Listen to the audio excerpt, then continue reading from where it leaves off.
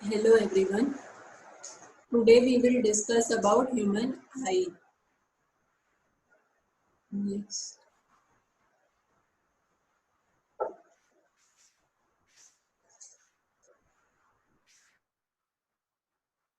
Now the basic parts of human eye. जब हम आई को सिर्फ बाहर से देखते हैं तो जो जो दिखता है तो आईलिड होती है, upper eyelid and lower eyelid. उसके ऊपर क्या होती है? Eye lashes. आई लैशेस मतलब जो पलक होती है। और सबसे ऊपर क्या होती है? आईब्रो होती है। तो जब आप आई को देखते हो सामने से तो जो बीच का एकदम काला वाला पार्ट होता है, ब्लैक कलर वाला पार्ट, उसको प्यूपिल बोलते हैं, जिससे जो लाइट होती है वो आई में एंटर करती है। उसके आसपास जो प्रेजेंट है उसमें दो तरह की मसल्स होती है, सर्कुलर मसल्स और दूसरी रेडियल मसल्स। इसको हम बोलते हैं आइरिस। तो जो आंख का कलर है, मतलब किसी में ब्राउन कलर, किसी का ब्लैक कलर, ग्रीन कलर, वो सब कलर किसका है? आइरिस का है। तो अगर ये आइरिस कॉन्ट्रैक्ट करेगा या रिलैक्स करेगा, मतलब इसकी मसल्स, तो उस पर डिपेंड करेगा कि आपकी प्यूपिल का साइज बड़ा हो रहा है या फिर छोटा हो रहा है। अब जो इसके बाद आसपास जो प्रेजेंट है व्हाइट कलर का, उसको हम बोलते हैं स्क्लेरा। अब ये स्क्लेरा एक ट्रांसपेरेंट लेयर से कवर्ड होता है, उसको बोलते हैं कंजंक्टिवा। और जो आइरिस और प्यूपिल है वो कवर्ड होती है ट्रांसपेरेंट लेयर से, उसको हम बोलते हैं cornea. Next.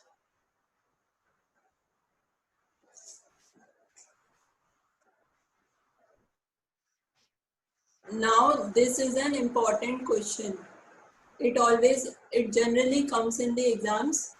You draw a well labeled diagram of the human eye.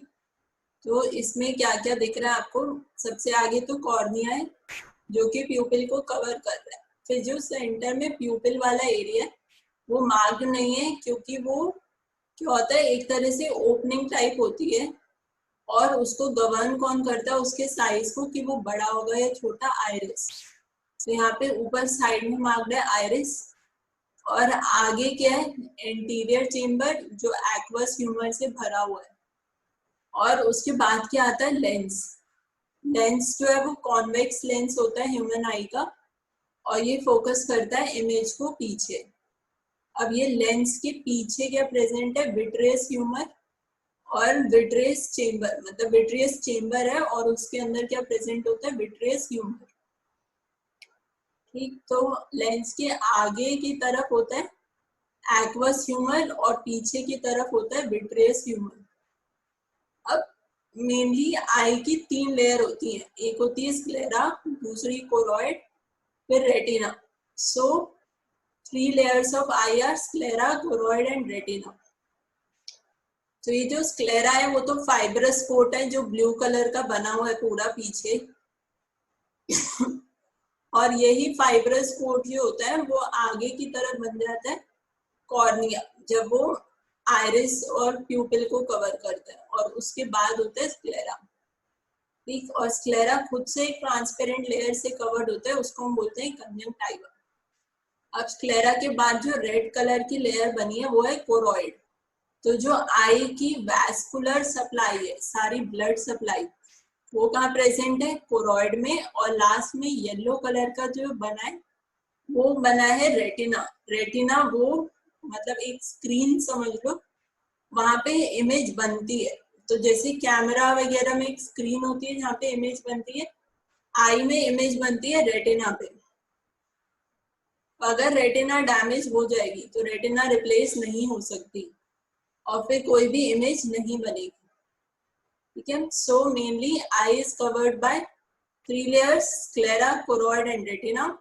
Sclera is the fibrous coating, choroid is the vascular supply, and the retina is the place where the image is formed.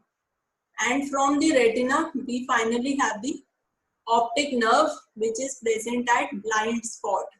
So retina contains all the nerve fibers and they all join to form the optic nerve. Retina में nerve fibers होते हैं और वो join करते हैं, बनाते हैं optic nerve. जो भी इमेज आई में बनी वो ऑप्टिक नर्व से ब्रेन में पहुंचेगी।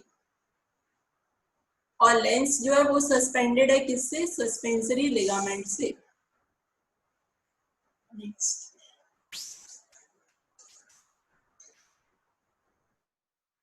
तो ये इजी डायग्राम है एग्जाम में बनाने के लिए।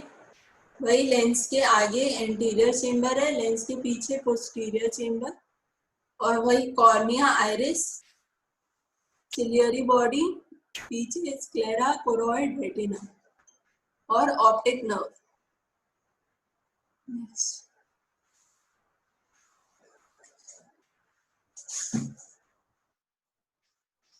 Now formation of image. आंख में इमेज कैसे बनती है?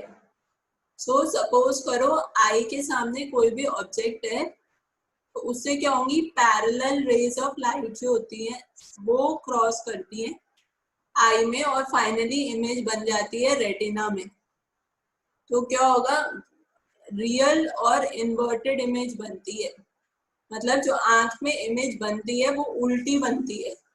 तो जो भी आप देख रहे होगे उसका बिल्कुल ऑपोजिट उल्टा इमेज बनेगा आई में, और फाइनली वो ब्रेन में जाके करेक्ट होता है और हम उसको बिल्कुल सीधा देखते हैं। तो जैसे ये बॉटल है, इसके ऊपर से जो रेज आ रही हैं वो पहले कॉर्निया में थोड़ी कन्वर्ज होती हैं, फिर लेंस में जाती है, वहां पे और कन्वर्ज हो जाता है, क्योंकि आई का लेंस क्या है? Converging lens. और फिर जो नीचे से इमेज के लिए, मतलब नीचे से जो रे आ रही है पैरेलल रे, वो अगेन कन्वर्ज हुई कॉर्निया पे, फिर लेंस पे, और फाइनली नीचे वाली रे जो है वो ऊपर की तरफ चली गई रेटिना में, और ऊपर से जो रे आ रही थी वो नीचे की तरफ। तो रियल इन्वर्टेड इमेज बन गई रेटिना पे, और इसको करेक्ट कौन करेगा? ब्रेन। तो हमेशा पैरेलल रे ऑफ लाइट या फिर पैरेलल रे कोई भी ऑब्जेक्ट से आती है और वो आई में कन्वर्ज होगी, क्रॉस करेगी ऑपोजिट डायरेक्शन में, इसलिए रियल और इन्वर्टेड इमेज बनेगी। नेक्स्ट,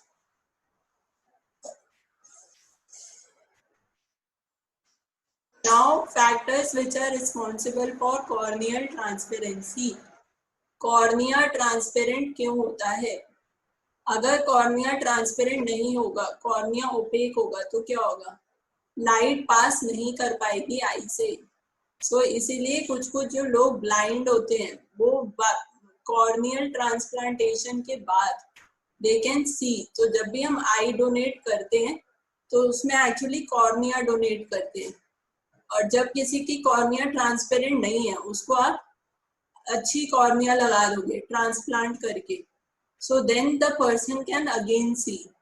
पर अगर प्रॉब्लम रेटिना में होती है, परमानेंट हो जाए, तब आप कुछ नहीं कर सकते। सो जो factors which are responsible for corneal transparency, एक तो एनाटॉमिकल फैक्टर्स होते हैं, उसमें क्या है? एक तो एवास्कुलैरिटी ऑफ कॉर्निया, जैसे पहले वाले डायग्राम में देखा था, जो कोरॉइड था वो कॉर्निया तक नहीं जा रहा था, तो कॉर्निया क्या? बिल्कुल एवास्कुलर, मतलब वहां पे कोई भी वेसल का सप्लाई नहीं है, कोई भी पिगमेंट नहीं है, absence of pigment in the cornea. Then demyelinated nerve supply, अगर थोड़ा जो नर्व का सप्लाई है वो माइलिनेटेड नहीं है, demyelinated. Regular arrangement, non keratinization and homogenicity of refractive index of corneal epithelium, मतलब जो कॉर्निया की एपिथेलियम है वो बिल्कुल रेगुलरली अरेंज्ड है, उसमें कोई भी केराटिनाइजेशन नहीं है, और बिल्कुल होमोजेनस है, बिल्कुल सेम है हर जगह से। फिर उसकी स्ट्रोमल लैमेला भी बिल्कुल रेगुलरली अरेंज्ड है, और एंडोथेलियल सेल्स जो है वो भी बिल्कुल रेगुलरली अरेंज्ड है। तो ये एनाटॉमिकल फैक्टर्स हैं। और रिलेटिव डिहाइड्रेशन मतलब वहां पे जो सप्लाई ऑफ वाटर है वो बिल्कुल ऑप्टिमम अमाउंट में है, ये नहीं है कि बहुत ज्यादा एक्सेस सप्लाई ऑफ टीयर्स हो रहा हो, तो वहां से टीयर को हम बार बार रिमूव करती रहती है। आई में अपैरेटस होता है, लेक्राइमल अपैरेटस, वो उसको ड्रेन करता रहता है, तो इसलिए कॉर्निया जो होती है वो ट्रांसपेरेंट रहती है।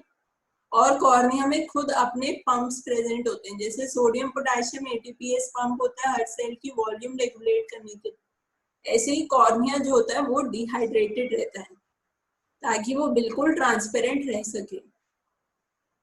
नेक्स्ट,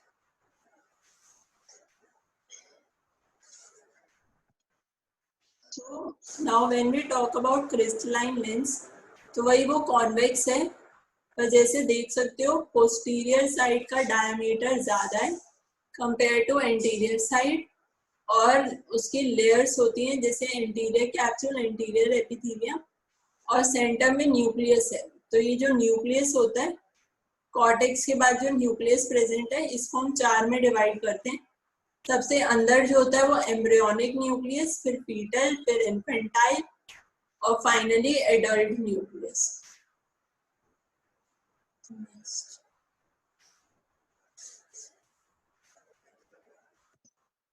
नाउ अब जो फैक्टर्स रिस्पॉन्सिबल है लेंस की ट्रांसपेरेंसी के लिए, अगर लेंस जो होगा वो ट्रांसपेरेंट नहीं होता, मतलब लेंस अगर वाइट हो जाएगा, तो तुमने जैसे देखा होगा सफेद मोतिया होता है, मतलब कैटरैक्ट, वो इसीलिए होता है क्योंकि लेंस अपनी ट्रांसपेरेंसी लूज कर देता है। तो अब जो फैक्टर्स लेंस की ट्रांसपेरेंसी के लिए रिस्पॉन्सिबल हैं वो होते हैं ए वैस्कुलैरिटी, मतलब अगेन वेसल का सप्लाई नहीं है, फिर लेंस की सेल्स एकदम टाइटली पैक्ड है, प्रॉपर अरेंजमेंट है लेंस के प्रोटीन्स का, सेमी परमिएबल कैरेक्टर है लेंस की कैप्सूल का, फिर सेम इंडेक्स ऑफ रिफ्रैक्शन है सारे पार्ट्स ऑफ लेंस में। अगेन यहाँ पे भी पंप मैकेनिज्म है जो कि वाटर और इलेक्ट्रोलाइट का प्रॉपर बैलेंस मेंटेन रखता है, और ऑटो ऑक्सीडेशन है, मतलब कि अगर कोई भी फ्री रेडिकल या कुछ आ गया तो वो अपने आप वहाँ पे उसको ऑक्सीडाइज करके उसकी इंटीग्रिटी मेंटेन रखता है। तो इन सब फैक्टर्स से लेंस जो होता है वो ट्रांसपेरेंट रहेगा, और अगर लेंस ट्रांसपेरेंट नहीं होता तो उसको सफेद मोतिया या कैटरैक्ट कहते हैं। उसमें भी अगेन हम सर्जरी करके एक आर्टिफिशियल लेंस लगा देंगे आई में।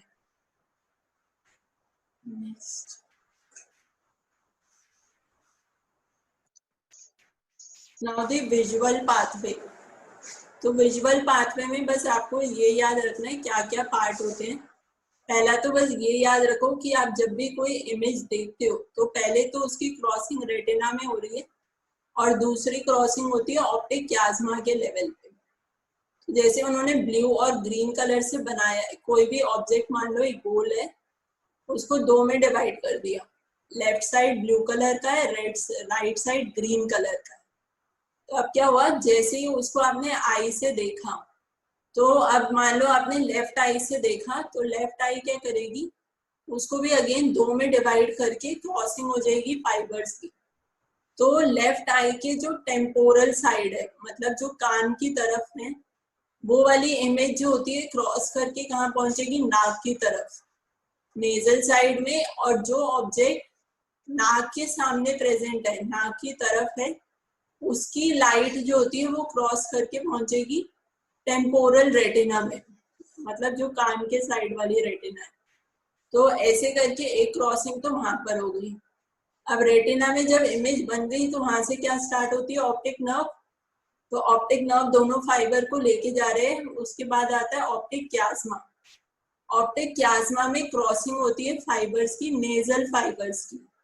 सो जो लेफ्ट आई के नेजल फाइबर्स हैं वो राइट आई में चले जाएंगे, और राइट आई के नेजल फाइबर्स लेफ्ट आई में चले जाएंगे। ऑप्टिक क्याज्मा के बाद आ गया optic tract.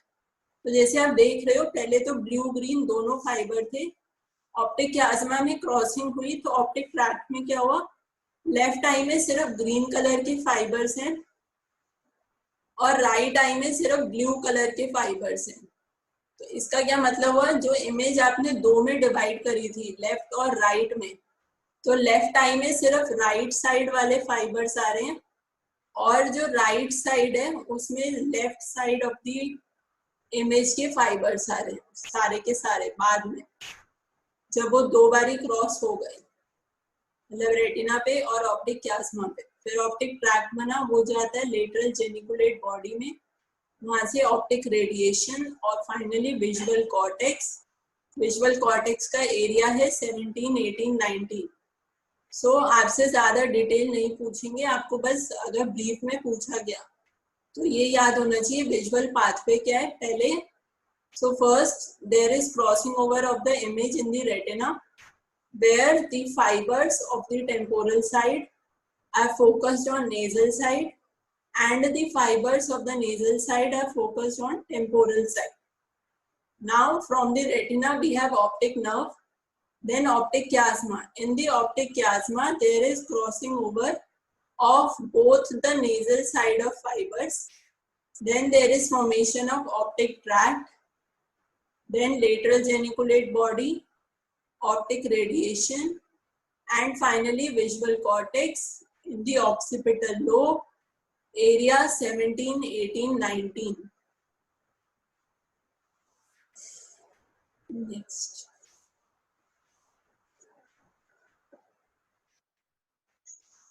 Now, two reflexes which are present in eye are pupillary light reflex and accommodation reflex. तो जब क्लास में सुपरफिशियल रिफ्लेक्सेस पढ़ा था तो उसमें ये दो रिफ्लेक्स आए होंगे, एक तो लाइट रिफ्लेक्स और एक अकोमोडेशन रिफ्लेक्स. अब प्यूपिलरी लाइट रिफ्लेक्स का एफ्रेंट जो है वो सेकंड नर्व है और ईफ्रेंट जो है वो थर्ड नर्व है. सेकंड नर्व मतलब ऑप्टिक नर्व और थर्ड मतलब ऑक्यूलोमोटर नर्व. ऐसे ही एकोमोडेशन रिफ्लेक्स है, इसमें ट्रिपल सी रिस्पॉन्स होता है. Constriction of pupil, convergence of eyeball, and increased curvature of lens due to contraction of ciliary muscle.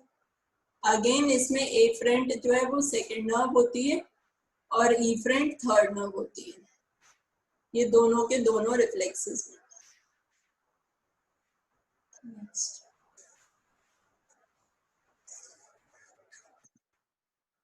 So pathway for light reflex क्या है? Direct and indirect. Consensual मतलब indirect reflex होता है. Light की information आई, वो कहाँ गई? ऑप्टिक नर्व में गई, जैसे अभी विजुअल पाथवे में देखा. फिर वही ऑप्टिक क्याज्मा, फिर उसके बाद क्या है? Optic tract.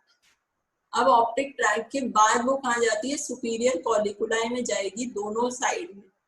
मतलब सिर्फ एक आंख की तरफ नहीं, दूसरी साइड में भी क्रॉस कर जाएगी और उसके बाद वो चले जाएगी थर्ड नर्व के फाइबर में, मतलब एडिंगर वेस्टफॉल न्यूक्लियस में. क्योंकि अब वो क्रॉस हो गई तो इसीलिए आपको इनडायरेक्ट रिफ्लेक्स भी मिलता है. और फिर वो जाती है सिलियरी गैंग्लियन में बाय शॉर्ट सिलियरी नर्व और फिर फाइनली स्फिंक्टर प्यूपिली में. तो मतलब अगर आप ब्राइट लाइट देखते हो तो प्यूपिल क्या होती है? इमीडिएटली कॉन्स्ट्रिक्ट हो जाती है. वो इसलिए होती है क्योंकि वो स्फिंक्टर प्यूपिली जो मसल है आइरिस में उसको सप्लाई कर रही है और उसके कॉन्ट्रैक्शन से प्यूपिल जो होगा वो छोटा हो जाएगा. तो ब्राइट लाइट में प्यूपिल क्या होता है? Small, constricted.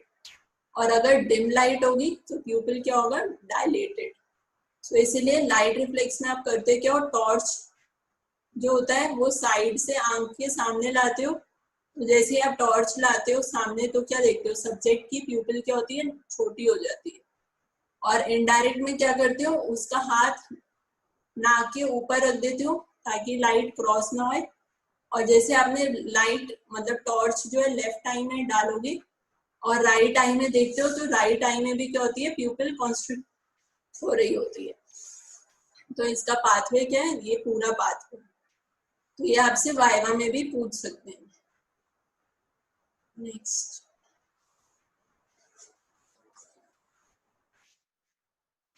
So this is a schematic diagram. पहले तो सिंपल रेड लाइन है, मतलब राइट की भी स्ट्रेट जा रहा है, लेफ्ट से भी स्ट्रेट जा रहा है.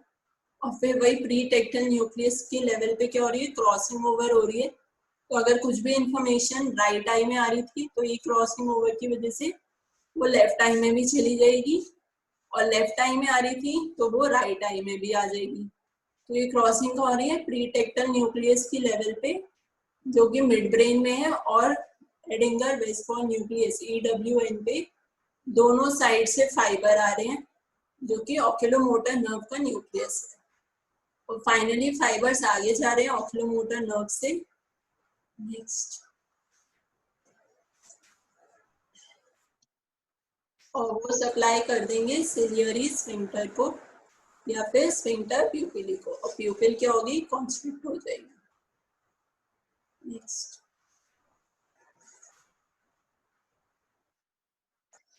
अब एकोमोडेशन रिफ्लेक्स में क्या होता है, जो लेंस है हमारा आई का लेंस, वो सस्पेंडेड होता है सस्पेंसरी लिगामेंट्स के से, और वो अटैच होते हैं सिलियरी मसल से।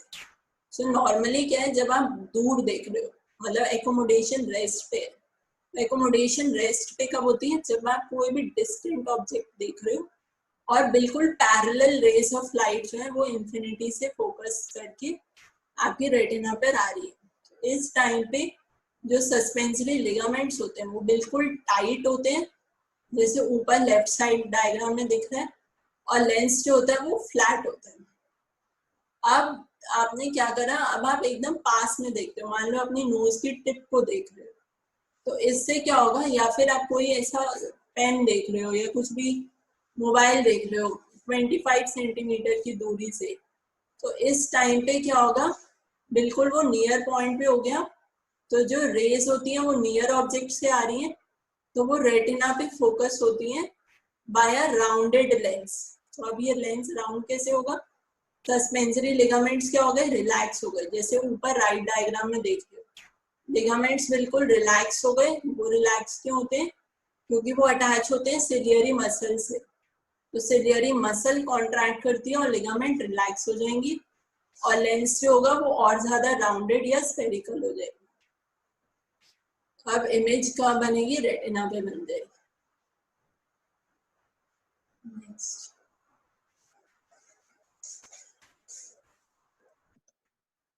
तो इसमें भी यही है कि अगर आप डिस्टेंट उससे देख रहे हो तो सिलियरी मसल्स रिलैक्स है, सस्पेंसरी लिगामेंट टाइट है, लेंस जो है वो फ्लैट है। और जब आप एकदम पास का चीज देखते हो, तो अब जैसी इमेज, जैसे वो ब्लैक कलर का एरो पास आ गया, इस टाइम पे क्या हुआ, सिलियरी मसल्स जो होती हैं वो आपकी कॉन्ट्रैक्ट करती हैं, सस्पेंसरी लिगामेंट्स रिलैक्स करेंगे, लेंस जो हो गया थिकन हो गया, मतलब मोटा सा हो गया, और इमेज जो होगी वो रेटिना पे बन जाएगी। सो एकोमोडेशन में हमने ट्रिपल सी रिस्पॉन्स पढ़ा था, तो उसमें एक था कॉन्स्ट्रिक्शन, जो लेंस का क्या होगा, स्फेरिकल कर्वेचर जो होगा वो बढ़ जाएगा, इंक्रीज्ड कर्वेचर ऑफ लेंस था एक उसमें से ट्रिपल सी, और बाकी दो क्या थे, कॉन्स्ट्रिक्शन ऑफ आई बॉल, मतलब प्यूपिल छोटी हो गई, और कन्वर्जेंस ऑफ आई बॉल, दोनों आईज होंगी मीडियली आ गई, मतलब नाक की तरफ आ गई। Next,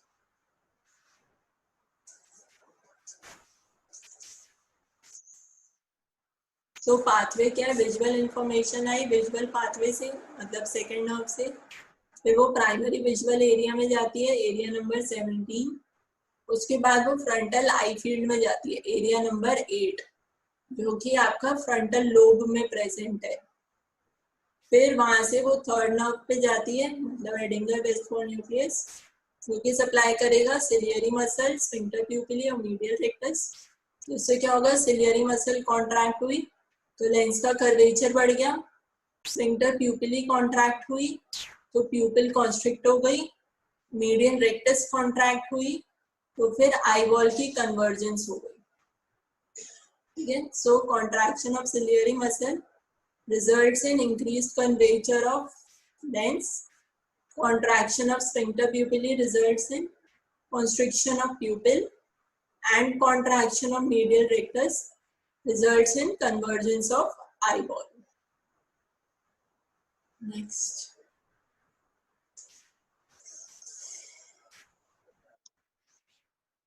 now the errors of eye.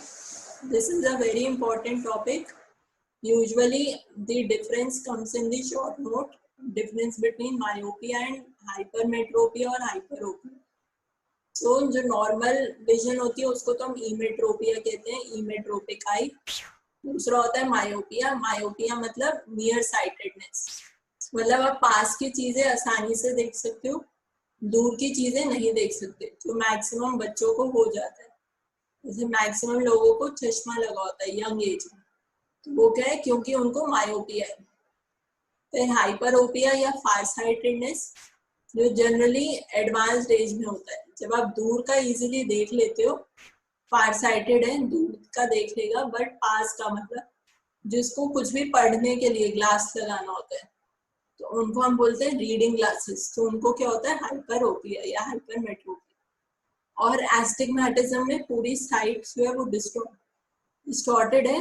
तो मतलब इसमें क्या होता है, कोई भी अगर चेक वाला एरिया, मतलब क्रिस क्रॉस है, हॉरिजॉन्टल लाइन और वर्टिकल लाइन एक साथ है, तो उसमें वो इसको सही से फोकस नहीं कर पाते। Next, so this is an emmetropic eye. So definition of emmetropic eye is, emmetropic eye is the normal eye in which parallel rays of light coming from infinity are focused on retina with the accommodation at rest. मतलब इमेट्रोपिक आई एक normal आई है जहाँ पे दूर से कोई भी light आ रही हो तो वो रेटिना पे फोकस हो जाएगी और एकोमोडेशन बिल्कुल रेस्ट पे है।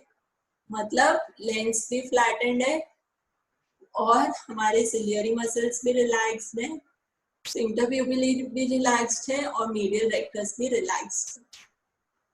Next,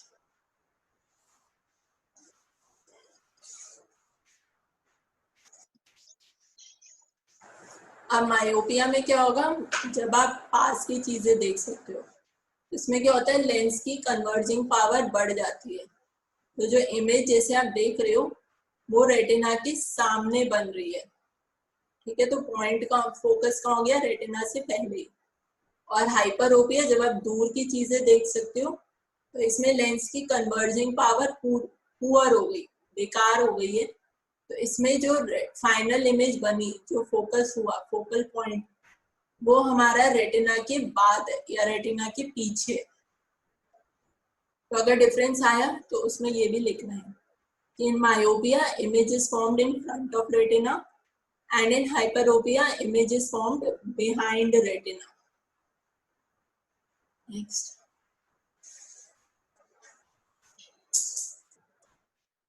so causes of myopia or hypermetropia are, number 1, causes of myopia, lens is very strong, मतलब इतना ज्यादा स्ट्रॉन्ग है या उसकी कन्वर्जेंट पावर इतनी अच्छी है कि जो इमेज का फोकस हो गया वो रेटिना के सामने ही हो गया। दूसरा, आई इज टू लॉन्ग, मतलब जो नॉर्मल एक्सियल लेंथ होती है आई की वो रफली होती है 23 mm। तो अब आई इतनी लंबी हो गई है, थोड़ी बड़ी सी है कि आपकी इमेज रेटिना से पहले ही फोकस हो जाती है। और थर्ड कॉज है, कॉर्निया जो है वो स्टीप है, तो जो कॉर्निया के लेवल पे कन्वर्जेंस हो रही है वो भी ज्यादा हो रही है। तो ये 3 कॉजेज होते हैं मायोपिया के। Number 1, lens is too strong, second, eye is too long, third, cornea is steep. Now the causes of hyperopia या hypermetropia are, cornea is flat, cornea एकदम फ्लैट है, लेंस जो है वो बिल्कुल वीक है, मतलब उसकी कन्वर्जिंग पावर खराब है, तो इमेज जो है वो रेटिना के पीछे बन रही है। और आई जो है वो बहुत छोटी है, इसलिए भी इमेज जो है वो रेटिना के पीछे। So these 3 are the causes of hyperopia या hypermetropia. Number 1, lens too weak. Second, eyeball is too short. Eye length is less. And third, cornea is flat. So it is not converging. तो इसीलिए जब आप laser operation कराते हो, LASIK कराते हो, चश्मा रिमूव करने के लिए मायोपिया में, तो उसमें क्या करते हैं हम, कॉर्निया जो स्टीप है ना, उस पे लेजर से कॉर्निया को फ्लैट कर देते हैं। जब कॉर्निया को फ्लैट कर देंगे तो जो कन्वर्जिंग पावर है वो कम हो जाएगी, तो जो इमेज रेटिना के आगे बन रही थी वो बिल्कुल रेटिना के ऊपर बन जाती है। नेक्स्ट,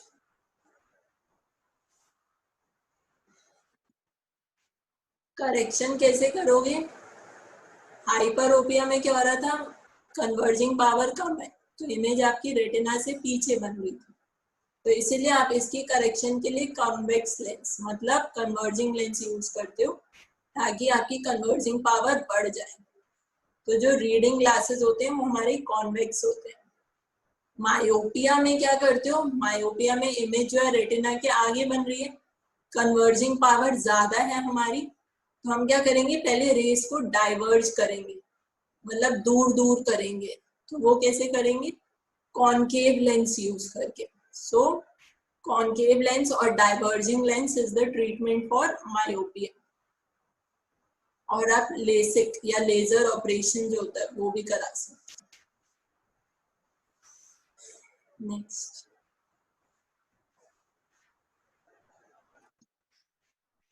अगर आप, अब क्या होता है कलर विजन, कलर विजन में क्या होता है, जो मतलब नॉर्मली रेटिना में दो चीजें प्रेजेंट होती हैं, एक होती है रॉड और दूसरे होते हैं कोन्स। तो जो रॉड्स होती हैं वो तो हमारी लाइट विजन के लिए रिस्पॉन्सिबल है, वो बिल्कुल रॉड शेप की है। और जो कोन्स होते हैं वो कलर विजन के लिए रिस्पॉन्सिबल है, जो भी हम कलर देखते हैं। तो नॉर्मली कोन जो होते हैं वो तीन तरह के होते हैं। तो हमारा मेन तीन कलर के कोन्स होते हैं, एक रेड, दूसरे ग्रीन, तीसरा ब्लू। तो जो हम अलग अलग कलर देख रहे हैं वो इसलिए कि कौन सा कोन कितना परसेंट एक्टिवेट हो रहा है।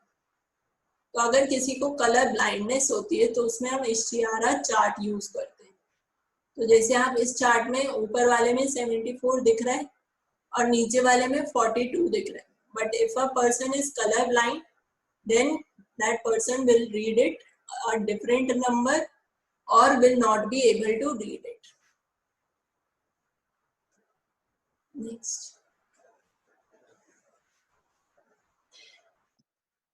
तो आपको एग्जाम में बीपीटी और बीएमआईएस को जो क्वेश्चंस आते हैं वो एक तो वही कि स्ट्रक्चर ऑफ ह्यूमन आई बनाओ, सेकेंडली इमेज कैसे फॉर्म हो रही है, फिर शॉर्ट नोट आ सकता है कॉर्निया क्यों ट्रांसपेरेंट है या लेंस क्यों ट्रांसपेरेंट है, and difference between myopia and hypermetropia which is very important difference। और जो पाथवे है light reflex, accommodation reflex, visual pathway, वो शॉर्ट नोट में भी आ सकता है और जनरली वो वाइवा में पूछते हैं। So thank you.